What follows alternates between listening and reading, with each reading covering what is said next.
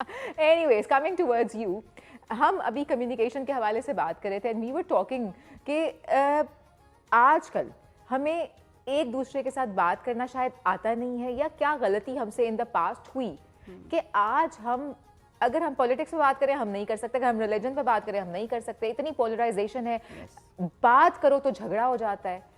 Y, ہم کیوں جھگڑتے ہیں؟ ایگزیکٹلی اس میں امبر یہ ہوتا ہے کہ پیشنس بہت کم ہے. پہلی بات تو یہ کہ دوسرے کے پوائنٹ آف ویو کو سننے کے لیے پیشنس ہونا چاہیے. یہ آیا کیوں؟ برداشت نہیں رہی لوگوں میں. پرابلم یہی کہ لوگوں نے نا بات کرنی شروع کر دی بات منوانے کے لیے.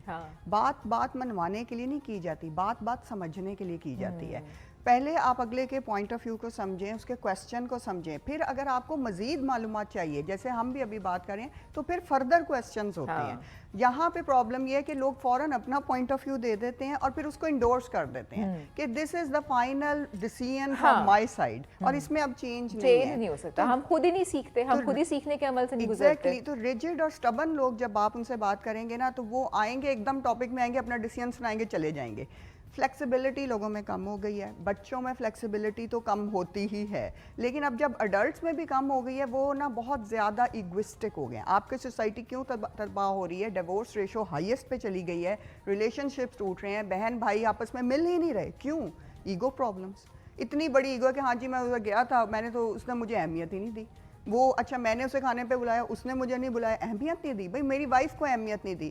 اب وہ چیزیں وہ ڈائمینشنز آ رہے ہیں جو کہ پہلے کبھی ہوتے ہی نہیں تھے. مطلب 20 ایئر بیک دیکھیں, 30 ایئر بیک دیکھیں, family unit so normal. I mean I think these are normal things. کبھی آپ اگلے بندے کے موڈ کو دیکھ لو نا, اگر ہو سکتا ہے وہ اپنے کسی وجہ سے ڈپریشن میں ہے, اس نے آپ کو نہیں امپورٹینس دی, یا آپ کو لگا کہ اس نے نہیں دی, وہ دینا چاہ رہا ہوگا بھائی, بٹ اس کو سر پہ سوار کر لینا, اپنا ایگو کا مسئلہ بنا لینا, پھر اپنے ریلیشن شپس خراب کر لینا. ایگو بہت بڑی پرابلم ہے ڈپریشن کی. پھر یہ کہ انگزائٹی دینا دوسروں کو. لوگ آج کل لوگوں کے ساتھ مل کے خوش نہیں ہوتے, ان سے فاصلے رکھ کے خوش ہو گئے ہیں.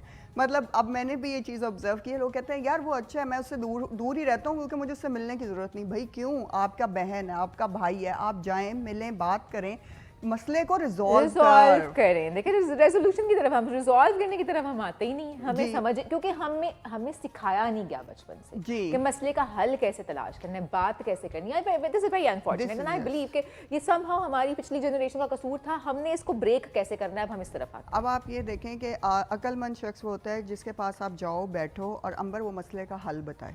جب آپ کسی پرابلم میں پھنستے ہو نا تو آپ ڈھونڈ رہے ہوتے ہو ایسا بندہ کہ یار مجھے صحیح گائیڈ کون کرے گا. چاہے وہ آپ کی پرسنل پرابلم ہو, آپ کی میرٹل لائف کی پرابلم ہو, آپ کی پروفیشنل لائف میں آپ جاب کا ڈیسیژن لینے سے پہلے کس کے پاس جاتے ہو؟ اس بندے کے پاس جو اپنی جاب میں ایکسپیرینسڈ ہوتا ہے. آپ کہتے ہو کہ میں اس سے اس وقت آپ کسی ایسے بندے کے پاس نہیں جاؤ گے جو irrelevant ہو.